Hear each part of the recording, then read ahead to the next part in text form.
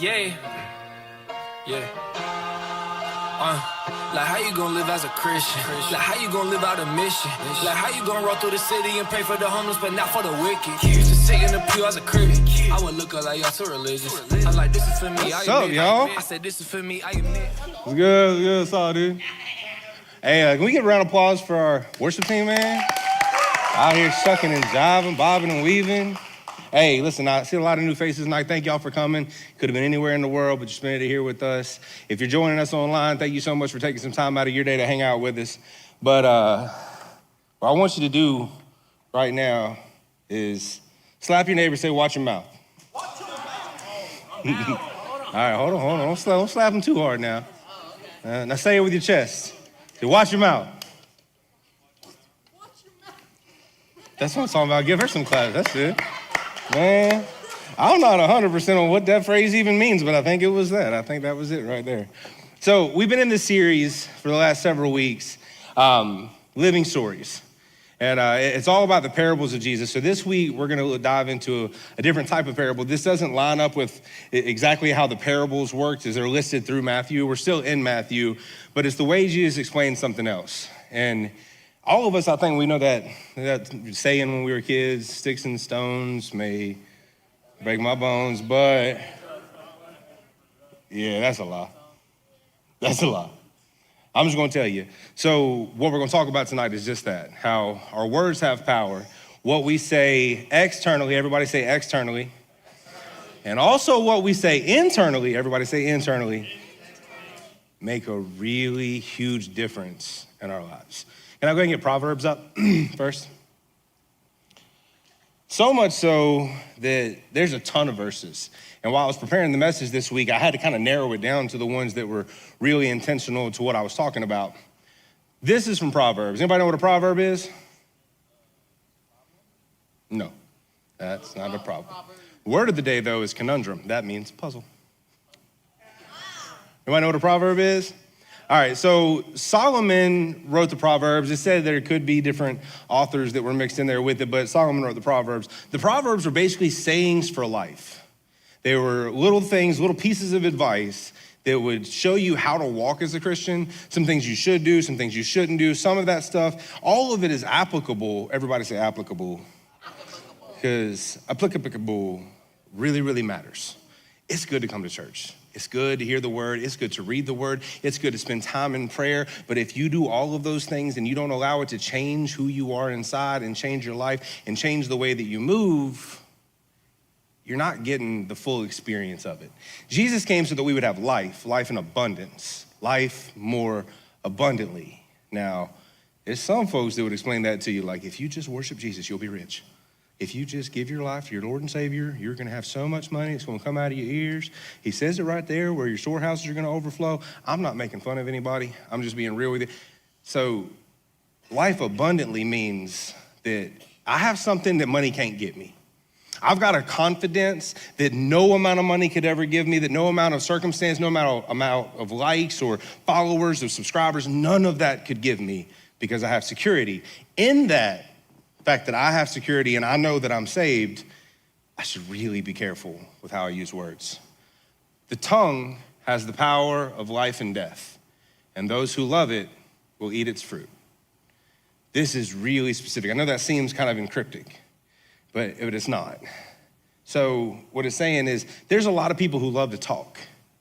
They like to say a lot of things, and it's real easy to get enticed. Anybody ever heard some gossip about somebody? Some rumors, stuff like that? Yeah.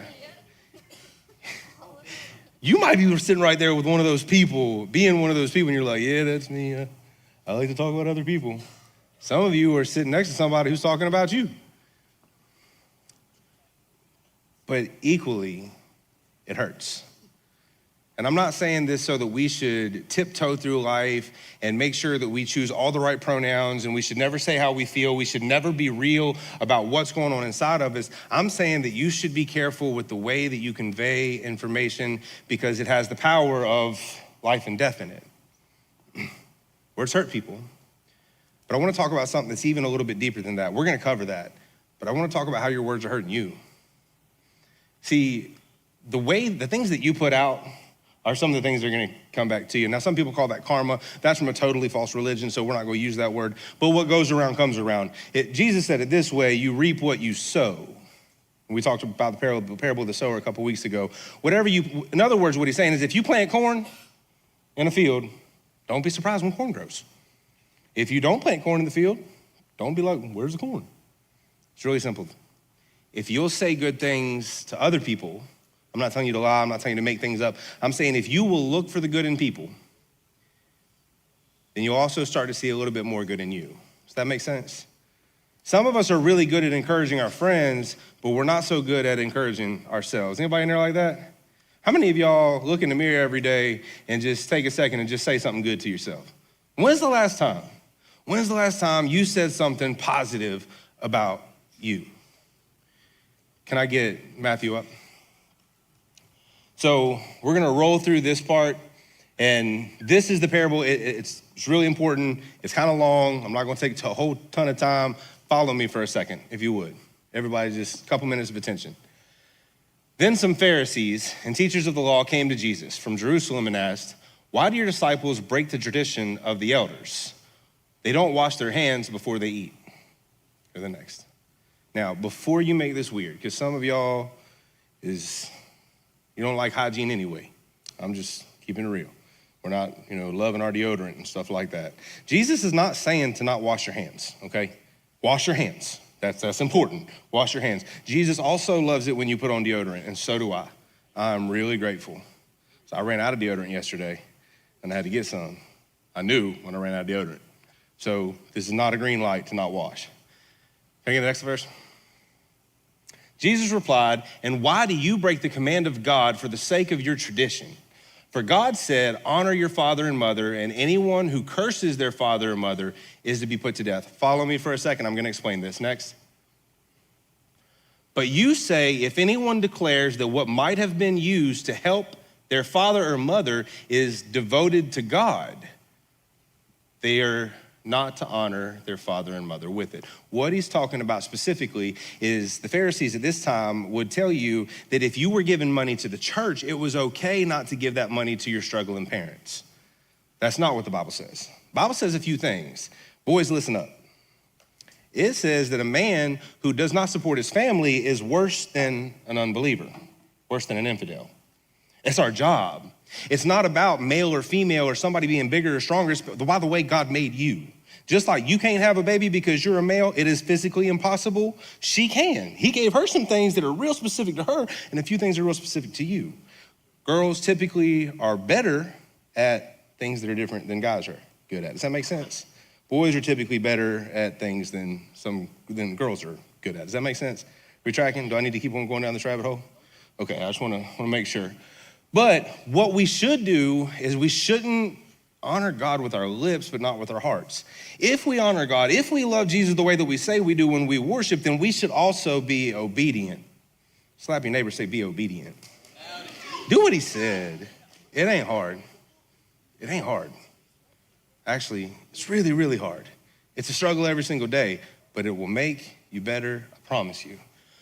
Thus, nullify the word of God for the sake of your tradition, you hypocrites. Isaiah was right when he prophesied about you.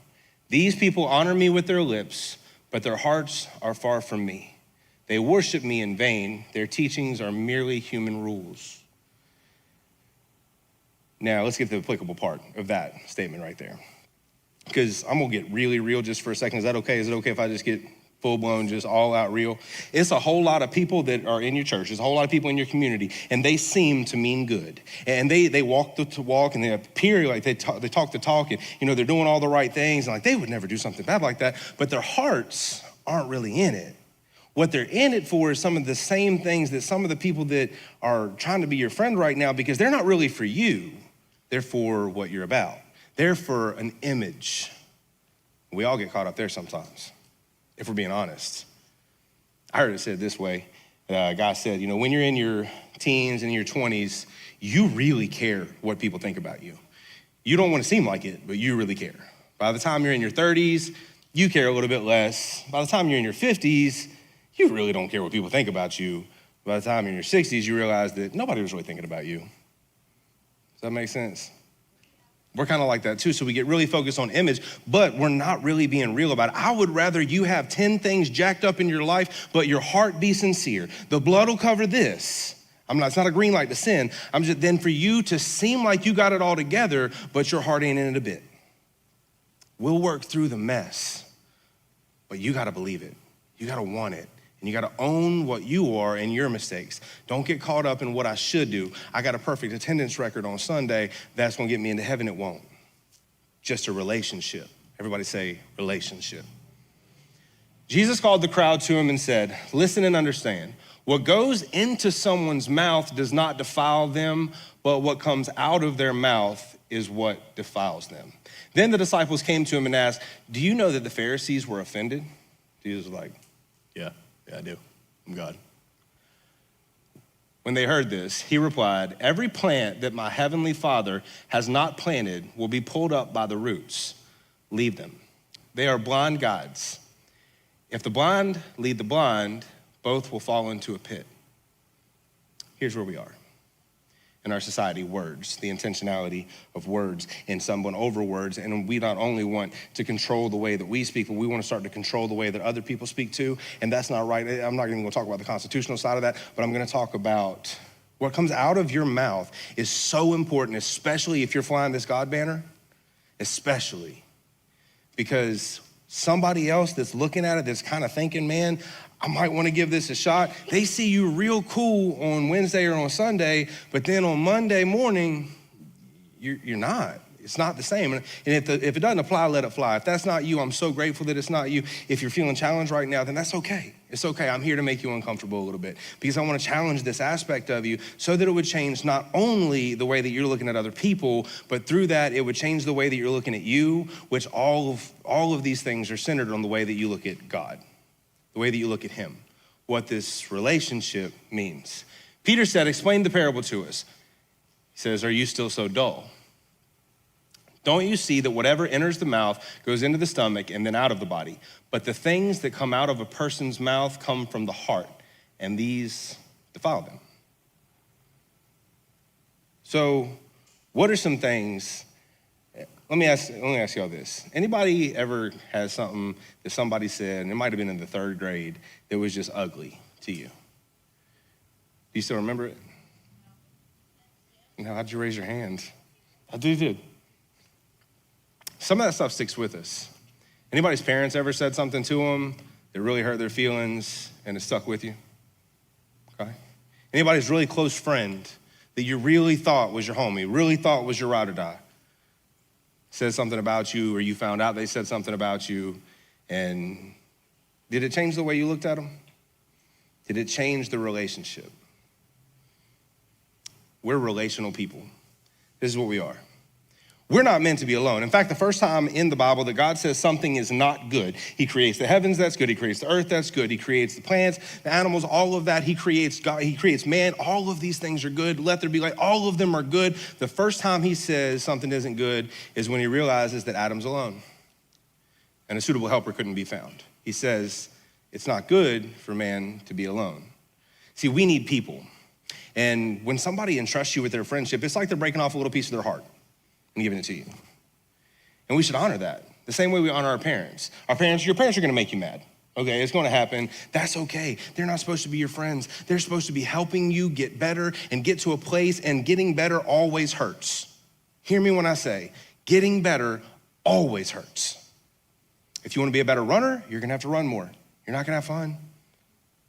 Like, I freak out sometimes. I'll be driving down the road and you see like joggers and stuff, right? And like some of them look so happy.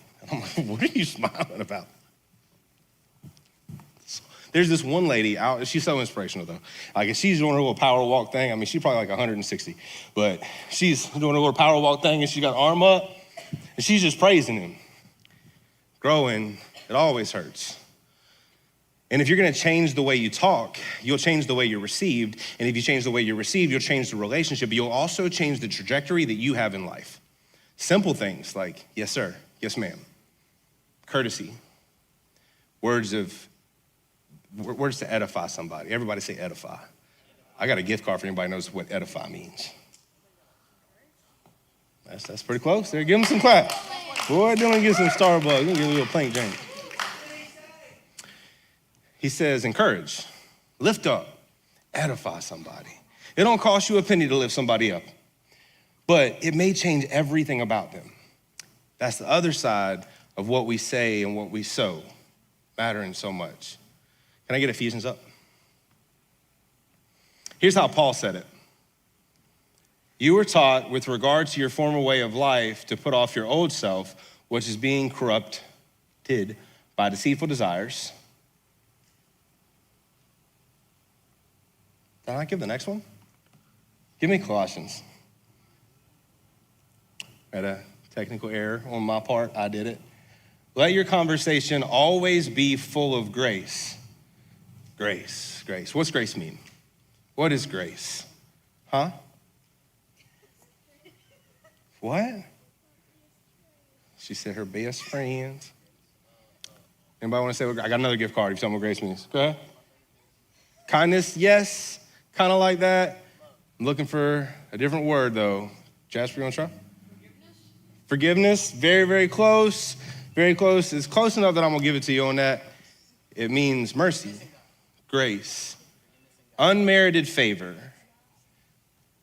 It means Jasper may not have gotten it exactly right, but he's still going to Starbucks. Full of grace, seasoned with salt. Full of grace, that means that sometimes it's a really good thing to just hush. Just don't talk. Abraham Lincoln said it this way. He says, it's better to be quiet. And I'm gonna be direct right now. This isn't to hurt your feelings. It's better to be quiet and leave people thinking that you're stupid than to open your mouth and remove all doubt. When you talk, there should be 3 gatekeepers on your tongue. And if you got your phone, you can pull it out, text it to yourself. You can write it down. If you got a, iron trap up there, then do it that way. Is it true? First, is it true? Is what I'm saying true? Because even if you want to edify somebody and you're going to tell them something that isn't true, that's still not good. There's never, ever, ever a good reason to lie no matter what. It doesn't exist. No matter what you think or no matter how you feel like it might get you to another level, it may take you a step, but then you'll go back 5 of them. Is it true? Number 2, is it kind? Is this something kind to say to somebody? Am I going to lift them up? Number 3, is it necessary? Is it necessary? Do I even need to say this? Will anything be gained or will it change the way that I'm looking at things, change the way that I'm looking at myself? Brain's like a computer. What you put into it is what you're gonna get out of it. So anybody ever spent like 8 hours watching TikTok? My hands went up like little like, I mean, I'm just kidding. Have I ever spent like 5 hours watching YouTube shorts or YouTube videos? Okay, so that's just the preferred platform. Okay. You feel kind of weird after it sometimes, like when you're done looking at the screen and everything's kind of wobbly? Is it just me? Am I the only one? Yeah, it definitely happens, right? What you put in front of your eyes, it really matters too. And see, here's what's happening, and here's kind of where the system is training your brain, because it's training your brain to work in 30-second intervals, which means you can never really focus on anything, but you are inundated before 9 a.m. in the morning with so many different opinions and so many different thought processes and so many broken thought processes that it's so confusing and hard to even figure out what's true anymore. What's real? What's actually real? What's actually happening? For example, the media typically will focus in on a substrata of people and try to convince the rest of the world that everybody feels that way. They don't. They don't. It's probably not even a lot if you look at it that way. But the words sown into you, they matter. They start to form your opinions. They start to rob you of your freedom of thought. And that's exactly what I want to undo here. I want to offer you back a choice. I'm not saying that you should just follow this Jesus thing because I said it. I'm not saying that you should listen to every one of these sermons and never ever go home and check it for yourself. I encourage you to do it. Please do it. Test everything. Make sure that what you're hearing is the truth. But also make sure what you're saying is the truth. Because just as quickly as you could sow a bad seed, you could also sow a good one.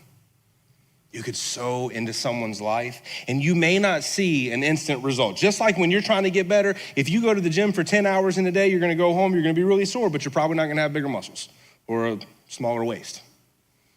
But if you do 30 minutes over 3 months, you'll see some change. Sometimes what you sow takes a long time to grow. Everybody say grow. And what we're trying to do, we're trying to grow the kingdom. We're trying to show people what it looks like to live on purpose and for a purpose and step into the best version of them that is humanly possible, because it's the one that God laid out for you a long, long time ago before you were ever born or thought of. He had a plan for your life, and he wants you to be incredible. Not be a wandering generality, but be a meaningful specific, because that's what you are. Some of us are telling ourselves so much bad stuff on a daily basis, telling us that we can't, and we're failures, and we're losers, and we're fat, or we're ugly, or we're too skinny, or all of these different things, or the way that I feel, and the way people that I'm attracted to, all of these things are my problem, and there's nobody that I can go to about it. I can't talk to anybody about it, and there's no way that it's ever gonna change, and you've got it on replay. Doubt is on replay. But the thing is it's not you that told you that the first time. It was your enemy. Because God doesn't say a thing about that about you. I'm not saying that he doesn't say that there are some things in your life that need to be straightened out. He'll work them out if you'll just look at him, if you'll just focus on him.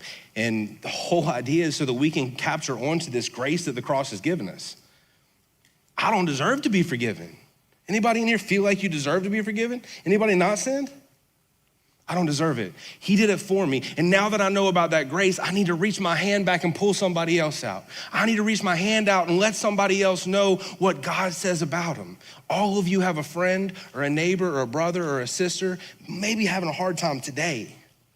There's never a time up in Valorous Church on a Wednesday where there ain't some tears, because you had a hard day. We all have hard days. Sometimes we just need to be encouraged in it. Sometimes we need somebody to come alongside us and tell us that we're loved, tell us that we're accepted the way we are, and that we're loved too much to be left that way. Because some of us really need to grow, and that's all I want to do. But I want to give you the choice back. I want you to look at both sides. Here's what it looks like if you don't. You can stay the same. You can stay right where you are. And if you always do what you always did, you'll always get what you always got. And you can stay in a victim lane. That's what a lot of us do. Can I break it down for 30 seconds, then I'm gonna start to wrap up. I know y'all, this is an intense one. It's not like it's fun and all happy and dancing. It's not gonna be a push-up contest today. I think Derek wants another push-up contest, but I feel bad. He was talking smack earlier. How many of y'all were here last week and you saw the push-up contest? Do what? Yeah, there wasn't a lot of people here last week. I think half of y'all were on some trip with ROTC and all that stuff. I don't know. He challenged me again. He said, I'm not throwing you on the bus. He said, until I beat you, this will never stop. All like Batman like that too. Like I got shivers. It's like, Derek, it's like half man, half amazing. Don't flex right now. Don't make it weird. Double front bottom, I'm just kidding. I want to change the way that you choose though. I don't want to make you choose my way. I don't want to inundate you with so many opinions and thought processes. I don't want to indoctrinate you. I don't want you to assimilate. I want to tell you the truth so that you can pick it. You can stay right where you are and you cannot grow.